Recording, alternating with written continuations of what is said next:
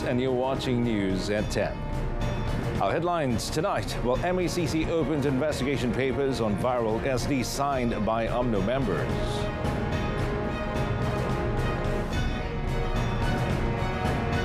Well, more than 1,000 healthcare assistants to be permanently appointed in the year 2023.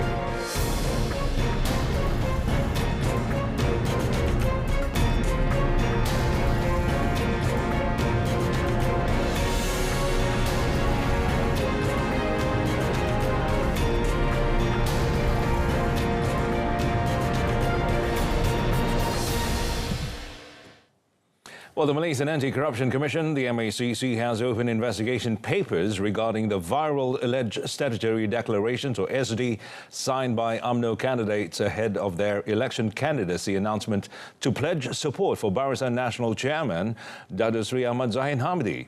Well, its Chief Commissioner, Tan Sri Azam Baki, reportedly said his agency has received reports lodged over the matter. While elaborating further, Tan Sri Azam said investigations will be conducted under Section 23 of the MACC Act for abuse of power. He also said certain individuals will be called to have their statements recorded in the course of the investigation. Well, yesterday, an SD allegedly signed by UMNO's Lenggong candidate, Datuk Seri Shamsul Anwar Nasrah, went viral on social media. The SD promised, among others, to support Datuk Seri Ahmad Zahid as the Prime Minister after GE15 concluded. Other promises depicted on the SD were to give major cabinet posts and political appointments to UMNO MPs, as well as dropping court charges involving top UMNO BN leaders. Well, Finance Minister Tengku Datuk Seri Zafrul Tengku Abdul Aziz refuted claims and the sentiments of certain parties who label him as a, quote, heavenly candidate, unquote, or kayangan, who cannot understand the plight of the rakyat. On his candidacy representing Barisan Nasional for the Kuala Selangor parliamentary seat, he urged those parties to look at his effort as the Minister of Finance as proof of his ability that focuses on the rakyat. The minister also refused to give any further attention to those claims and instead said he would rather continue observing and focusing on the welfare of the people. He added that the rakyat can make their own judgment based on the policies and initiatives taken by the government. Well, according to Tengku Datuk Seri Zafrul, Budget 2021 and 2022 is evidence of all the government through the Finance Ministry and its related agencies have done for the people.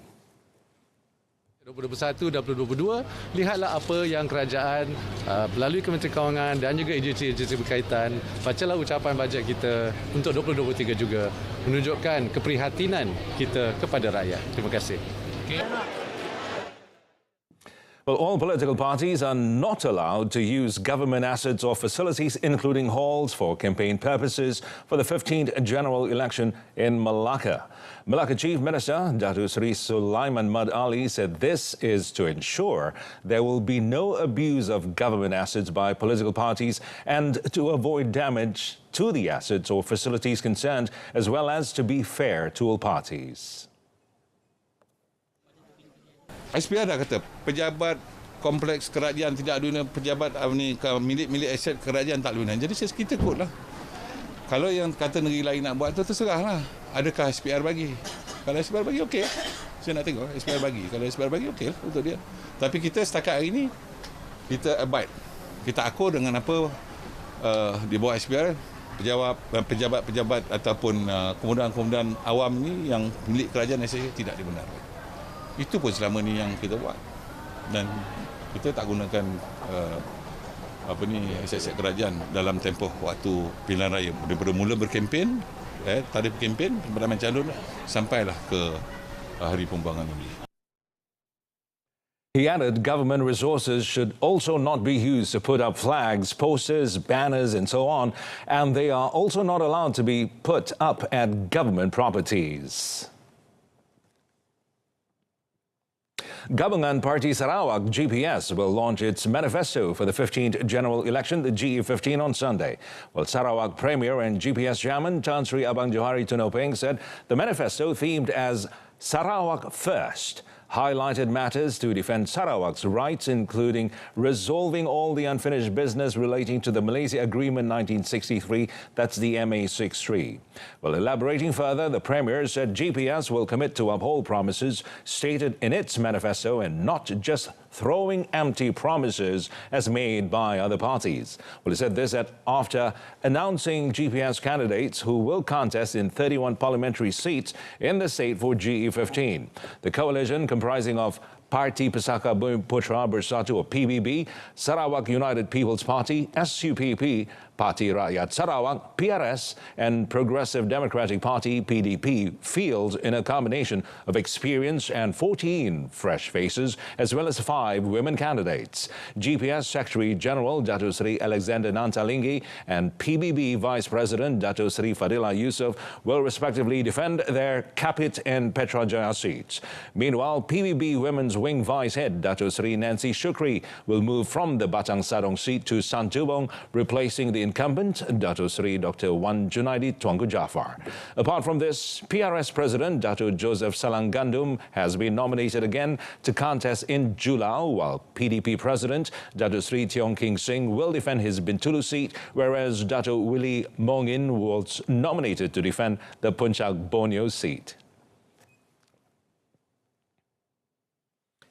Well, a total of 1,085 healthcare assistants, or PPKs, will be absorbed into permanent positions by January 2023 to fill some of the 2,456 vacancies available throughout the country.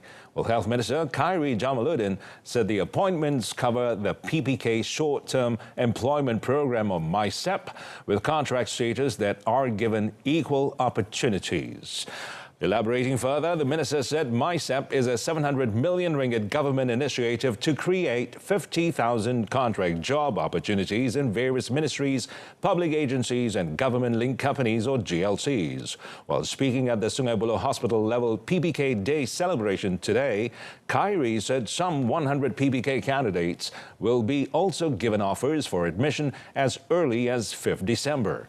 He said the appointments to some extent can lessen the burden of doctors and nurses who are tasked with various duties. In addition to staffing, Khairi said the Health Ministry, the MOH, will also look at issues pertaining to posts with acting status and promotions from time to time.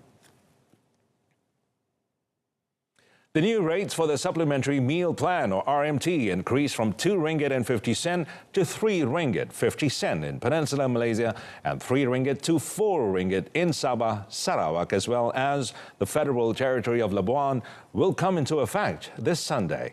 In a statement today, Senior Education Minister Dato Dr. Razzie Jidin said implementing the new rates will benefit 791,477 students nationwide. Well, in a posting in his Facebook page, Dato Dr. Razzie said the Ministry of Education's efforts to raise the RMT rates is among its commitments in ensuring quality food under the program for students. He added the MOE is committed to give its best for the sustainability of education for the country's future generation.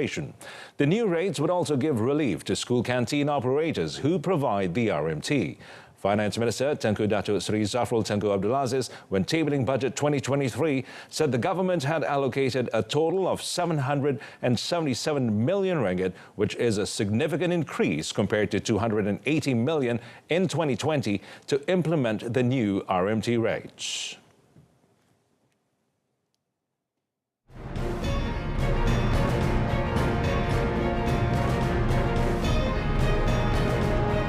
Coming up next, MAFI to provide financial aid to farmers affected by floods.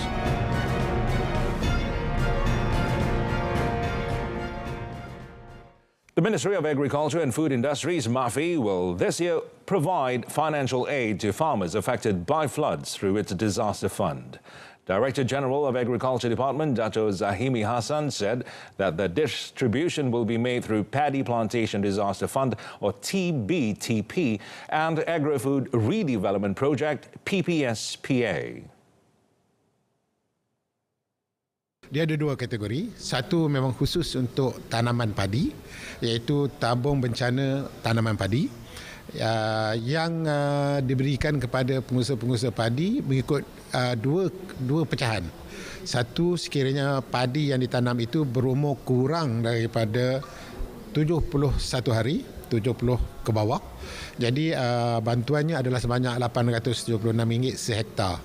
Dan bagi kawasan padi yang berumur lebih daripada 71 hari dan sampai sebelum dituai, bantuannya adalah RM1,800 per hektar. Well, for PPSPA, Dato' Zahimi said it will cover non-farming industries, which will receive an allocation of up to 50% of the total damage. He also noted that as part of its preparation in the monsoon season, the Agriculture Department is working together with other enforcement agencies to disseminate latest information and advice to farmers. Well, the purchasing of chicken eggs had to be limited to ensure that every member of the public can obtain their share of egg supply. This is due to the limited supply of eggs from egg distributors in the country. However, the total amount of chicken egg is in the country is still adequate. Deputy Domestic Trade and Consumer Affairs Minister Dato' Rosul Wahid said the Special Task Force for Jihad Against Inflation, along with the Ministry of Agriculture and Food Industries Ministry, have been urged to look for a solution as fast as possible. In the meantime, he said those who wish to purchase eggs without the limitation will have to buy unsubsidized eggs. Telur yang tak ada subsidi ada. Telur yang ada omega banyak di dalam market, tapi harganya mahal. Dan telur tersebut memang tak dibuat kuih lah. Ya, telur yang subsidi yang dibuat kuih. Tapi whatever it is, kita berharap ini akan dapat diselesaikan. Dato' Russell said this at the Consumer Advocacy Program and the Hulu Trengganu Keluarga Malaysia sales event. The ringgit exchange rate depended on the country's economic fundamentals independently by the Bank Negara Malaysia Monetary Policy Committee. Finance Minister Tengku Datuk Seri Zafrul Tengku Abdul Aziz said it is also influenced by external factors such as interest rates in the United States. Fed telah menaikkan kadar rate mereka sebanyak 75%, ya. Dan oleh itu kadar mereka telah naik kepada 3.25, saya rasa, ke 3.5, berbanding dengan Malaysia pun sekarang adalah 2.5%, ya. Tengku Datuk Seri Zafrul, when met in Kuala Selangor, reiterated that the OPR will depend on the economic fundamentals and interest rates prevailing in the U.S. In the latest global developments, the U.S. Fed has raised their interest rate by 75 percentage points in a bid to overcome inflation.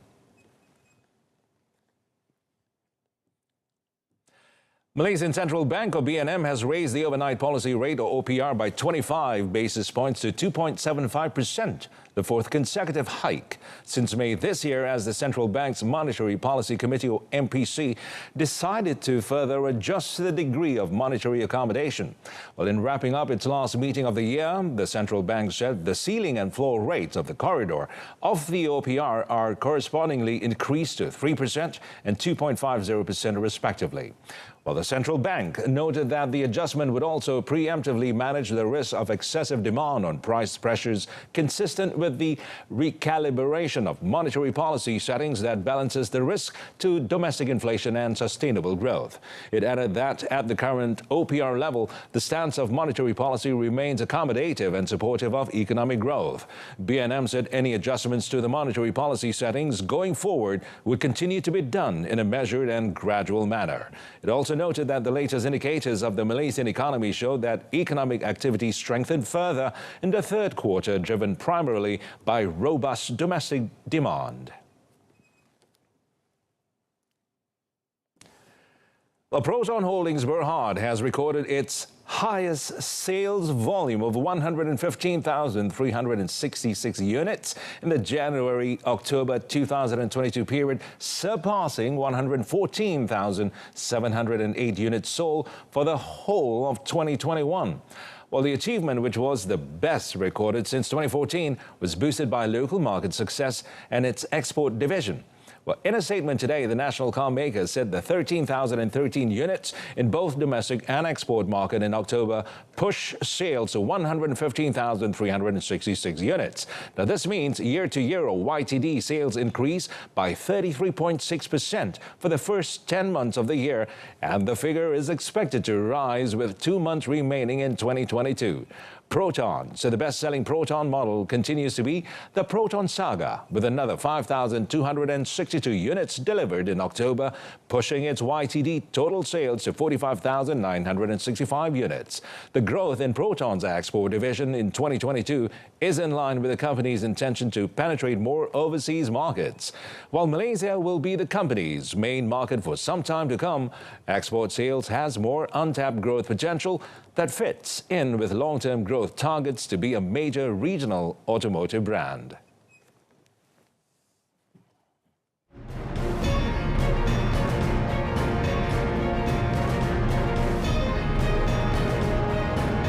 In our foreign front, Seoul says North Korea's ICBM launch appears to have failed.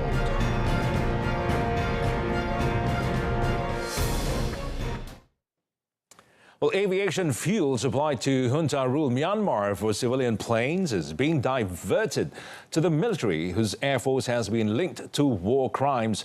Amnesty International said that today. But Myanmar has been in turmoil since the military seized power last year and launched a brutal crackdown on dissent. Now, in a report released today, Amnesty said it tracked 8 shipments of aviation fuel arriving at Tilawa Port Terminal outside commercial hub Yangon. Now, between February 2021 and September this year. The shipments were handled, stored and distributed by 2 Myanmar affiliates of oil giant Puma, one of which is a joint venture with a state-owned company. Well, some of the shipments were delivered to airports that shared refueling facilities with nearby military bases, Amnesty said, citing satellite data and leaked documents. At least 2 of the shipments from PetroChina-owned Singapore Petroleum Company and Thai Oil were delivered directly to the military, Amnesty said, citing customs data and letters detailing the consignments.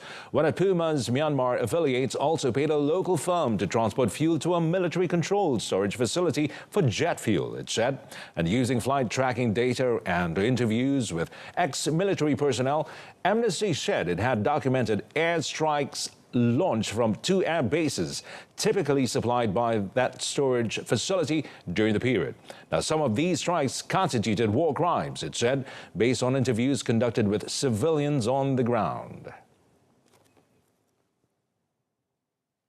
Well, smog in New Delhi hit hazardous levels today as smoke from thousands of crop fires in northern India combined with other pollutants to create a noxious grey cocktail enveloping the megacity. Well, levels of the most dangerous particles, PM 2.5, so tiny they can enter the bloodstream, were 588 per cubic meter early this morning, according to monitoring firm IQ Air. Now, that is almost 40 times the daily maximum recommended by the World Health Organization.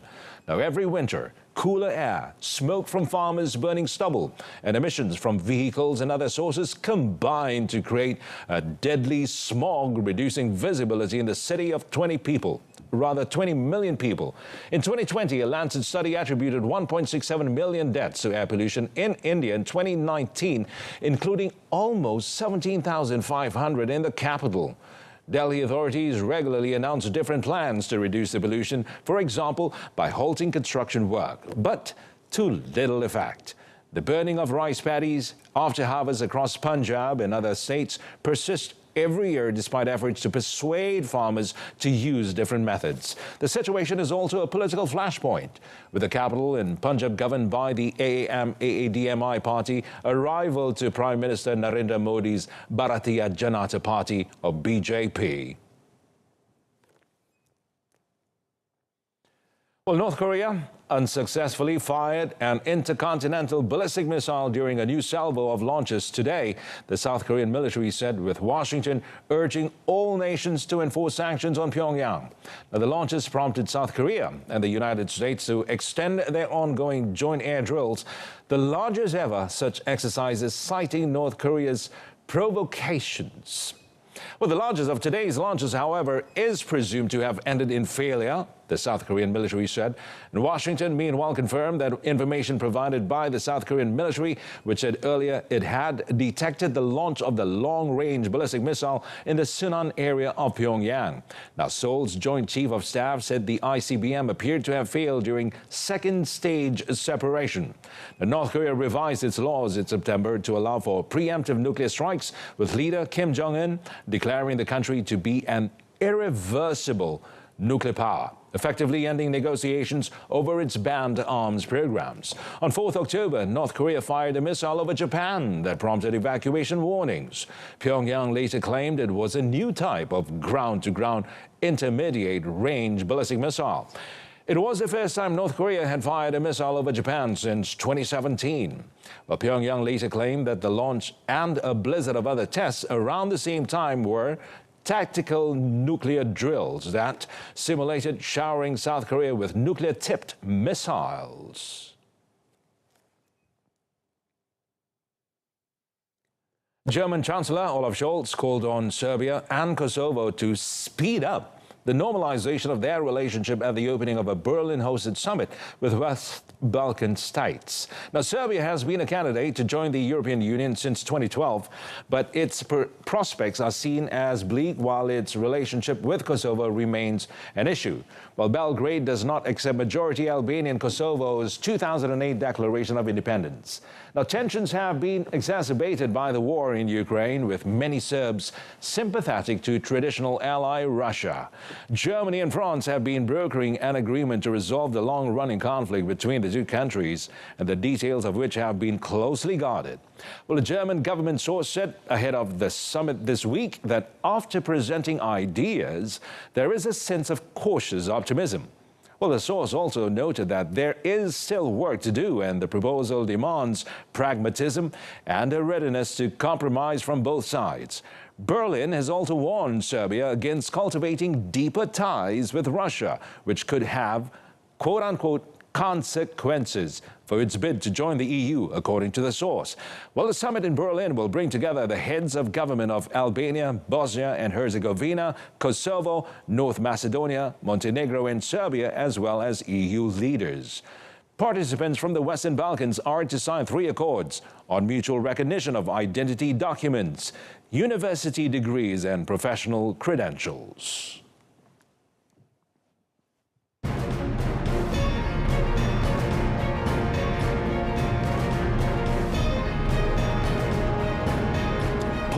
Denies Nadal's #1 bid in Paris. That and more next in sports.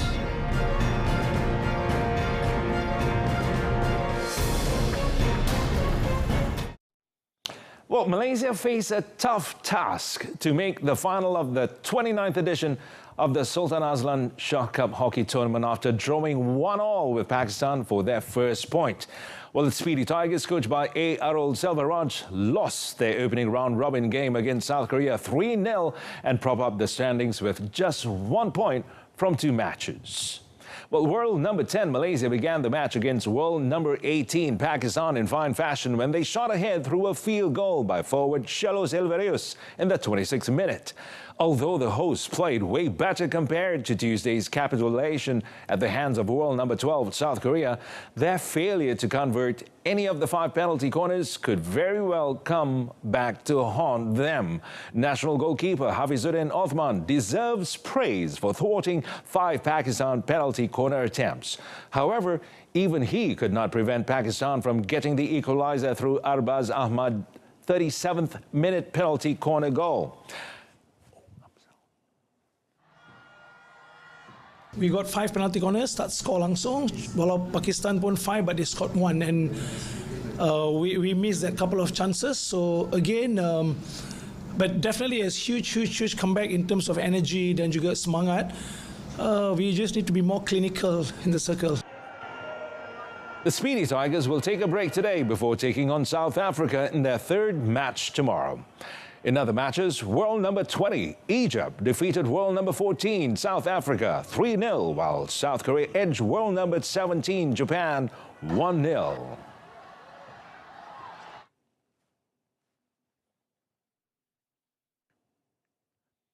And on to local football. Sri Pahang FC import striker Manuel Hidalgo admitted to being disappointed with the team's performance this season.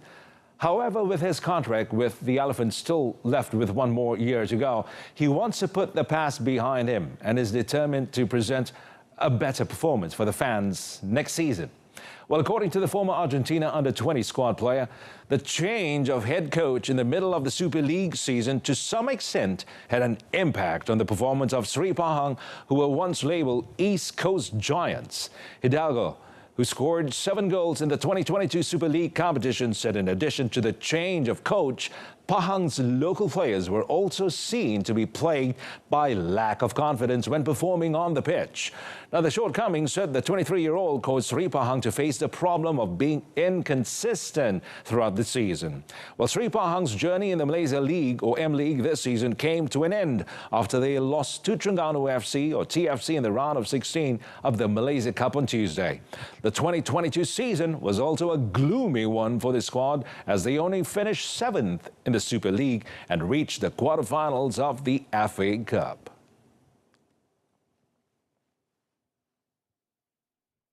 In tennis, Tommy Paul earned the biggest win of his career by defeating new dad Rafael Nadal at the Rolex Paris Masters. And with his 3-6, 7-6, 6-1 victory, the American denied the world number 2 a potential return to the top of the Pepperstone ATP rankings.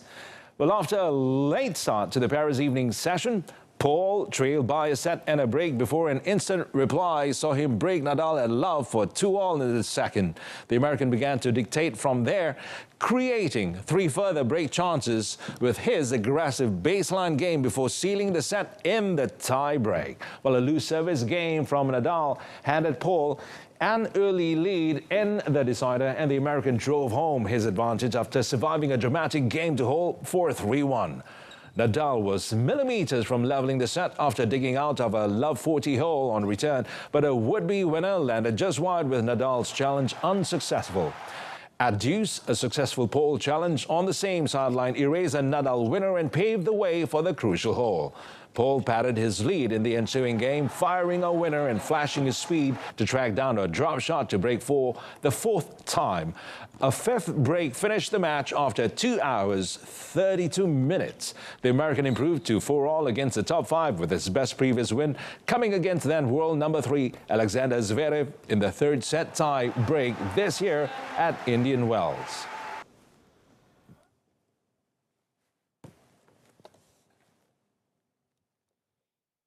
Well, that concludes today's news at 10. A top story, MACC opens investigation papers on viral SD signed by UMNO members. Well, don't forget to tune in to updates at noon tomorrow at 12:30 p.m. Till then, I'm Mohammed Amin Carlos. Thanks for watching. Good night.